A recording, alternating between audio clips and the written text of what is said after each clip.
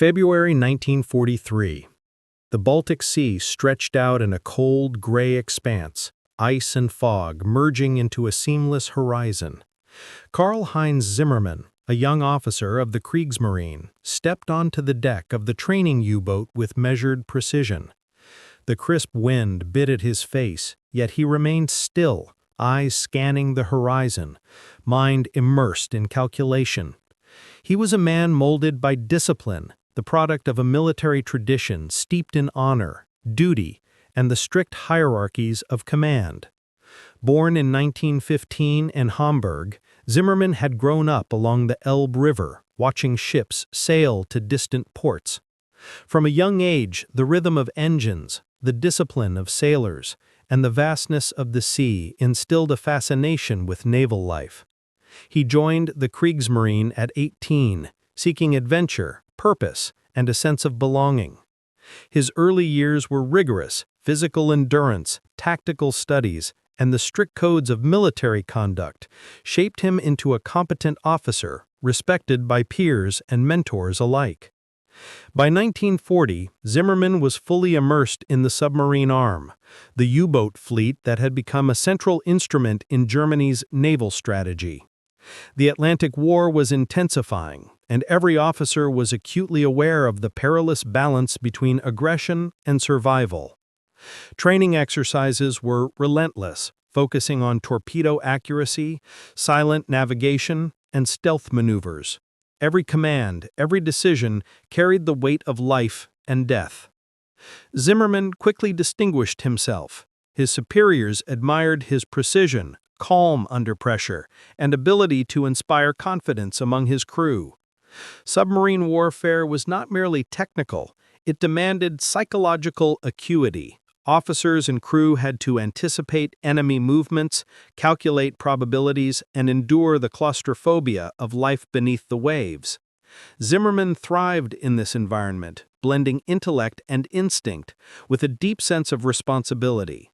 The first patrols were as much a test of endurance as of strategy. The U-boat slipped beneath icy waves, following convoys, avoiding sonar sweeps, and striking with lethal precision. Zimmermann experienced the duality of command: exhilaration when a mission succeeded, crushing guilt when comrades were lost, and the constant presence of mortal danger. He witnessed the human cost of warfare firsthand: the faces of young sailors, terrified yet disciplined, the silent toll of exhaustion and fear, and the devastating aftermath of naval engagements. By late 1943, Zimmermann had been promoted to captaincy. His crew respected him, not only for skill but for fairness and attentiveness. Unlike some commanders who ruled through fear, Zimmermann sought balance, strict discipline tempered with genuine concern for the men who depended on him. His leadership style was a combination of strategic acumen and ethical responsibility, qualities that would later define the critical decisions he faced. The turning point came during a North Atlantic patrol in early 1944. Zimmermann's U-boat encountered a heavily escorted Allied convoy. The engagement was tense. Sonar pings, depth charges, and distant gunfire created an atmosphere of constant peril. Zimmermann executed every maneuver with skill, yet he observed the human cost: men aboard both the convoy and his own submarine, risking and often losing their lives. In this crucible, the stark realities of war became undeniable. Obedience to orders was often in conflict with morality, and the cost of tactical decisions could weigh heavily on the conscience. During this patrol, a young sailor under Zimmermann's command was severely injured by an onboard accident. The captain's immediate response was not merely procedural, it was personal. He ensured medical treatment, organized the crew to stabilize the situation, and reassured the young man despite the ongoing dangers outside. This incident, minor in the grand scheme of the war but monumental in human terms, crystallized a principle that would guide Zimmermann. The lives of his crew were not expendable pawns, but human beings under his protection. As Allied anti-submarine tactics improved, the threat environment became more lethal. Radar-equipped destroyers, long-range aircraft, and sophisticated sonar systems drastically reduced U-boat survival rates. Zimmerman, now seasoned and experienced, realized that traditional doctrines of aggressive engagement could lead to catastrophic losses. Each patrol demanded a careful balance, achieving mission objectives while preserving the lives entrusted to him.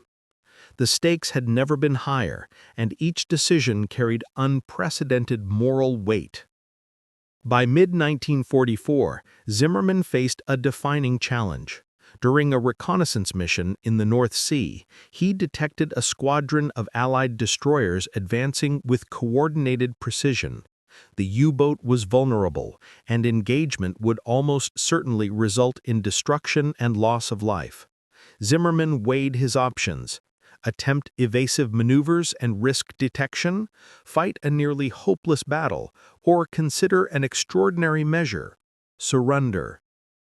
The concept of surrender was fraught with cultural and personal tension. In the Kriegsmarine, surrender was often viewed as dishonorable, a mark of failure. Yet Zimmerman's experiences, combined with his ethical reasoning, led him to a different conclusion. Leadership was not about pride or blind adherence to orders, but about responsibility for the lives of those under his command. To save his crew, he might need to defy conventional expectations. Zimmerman spent days deliberating, consulting with senior officers quietly, evaluating potential outcomes. He weighed tactical feasibility against moral imperative, personal honor against human life.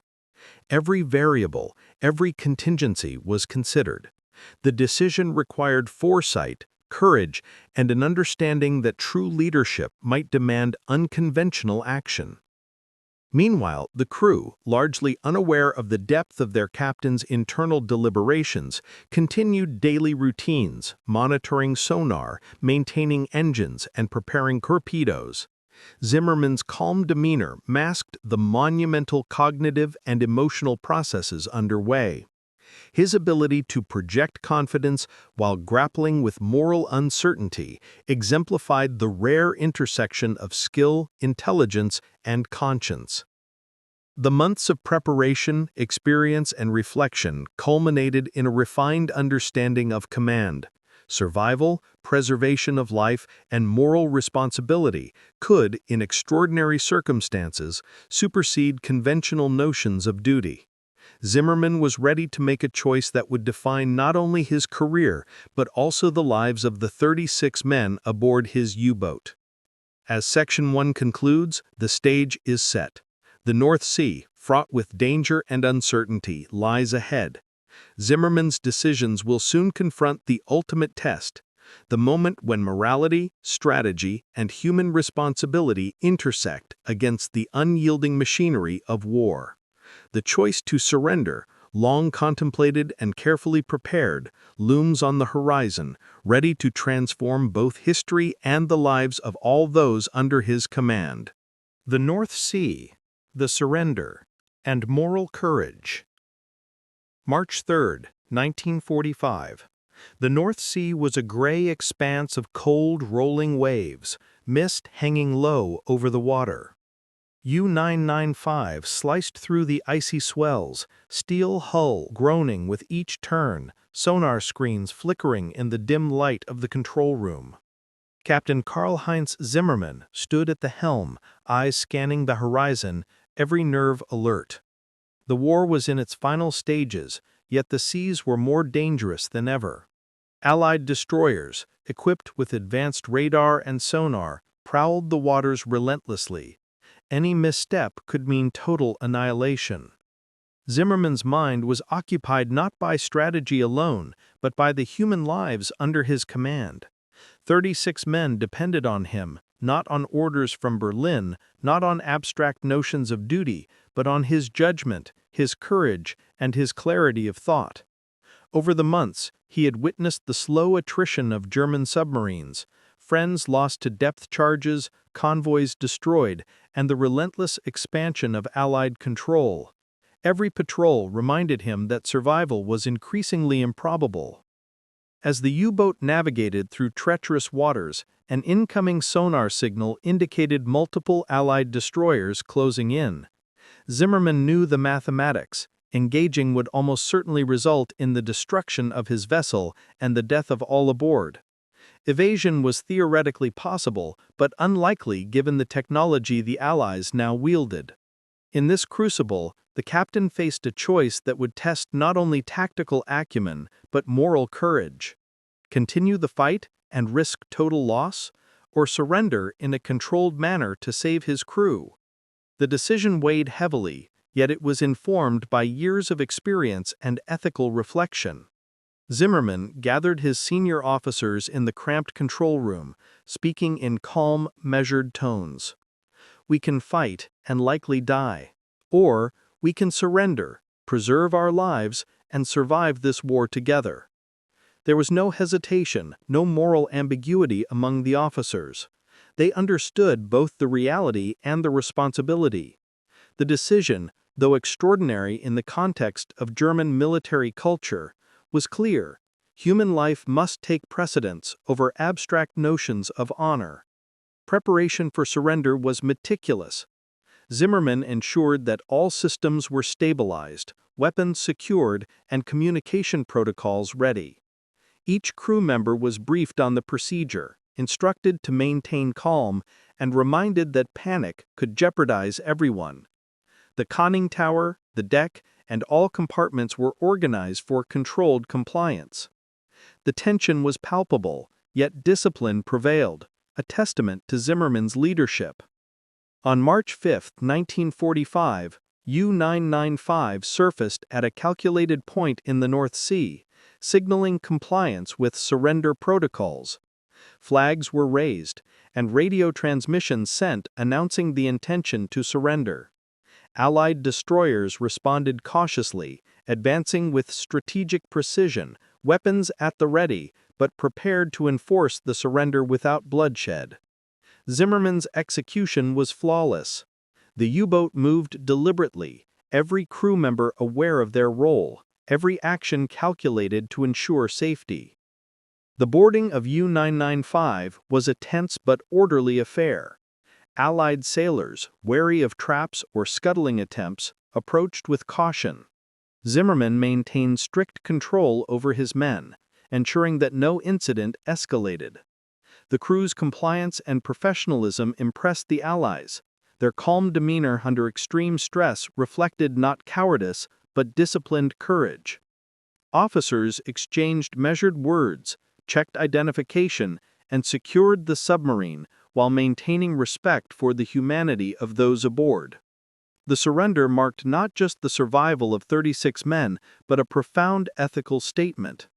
Zimmerman had chosen moral courage over rigid doctrine, human life over pride or perceived honor. Historians later highlighted the significance. In a military culture that stigmatized surrender, Zimmerman's choice preserved lives without compromising integrity. The act was strategic, humane, and morally exemplary, a rare instance where ethical reasoning directly influenced tactical decision-making in wartime. Following the surrender, Zimmerman and his crew were transported to Allied facilities, treated in accordance with international law. The young sailors, many of whom had faced certain death only hours earlier, reflected on their captain's decision with deep gratitude. Zimmerman's legacy, unlike battlefield heroics, was measured not by enemy casualties, but by the preservation of his own men, by the courage to choose life over blind obedience. The psychological dimensions of the story are profound. In the claustrophobic confines of the U-boat, under the constant threat of Allied detection, Zimmerman maintained composure, strategic clarity, and moral clarity. Every sonar ping, every shadow on the horizon, every tense glance among crew members was magnified by the stakes. Cinematically, the scene is rich. The gray sea, the cold steel hull, the mist swirling around the conning tower, the silent resolve of men who understood that every decision could be their last. The historical impact is equally significant. U-995, preserved today as a museum ship, stands as a testament to the lives spared and the moral courage displayed. Every bulkhead, torpedo tube, and hatch bear witness to a decision that transcended military orthodoxy. Zimmerman's surrender challenges conventional narratives of wartime heroism, demonstrating that bravery manifests not only in combat, but also in restraint, foresight, and ethical responsibility. The broader implications extend beyond one submarine or one captain.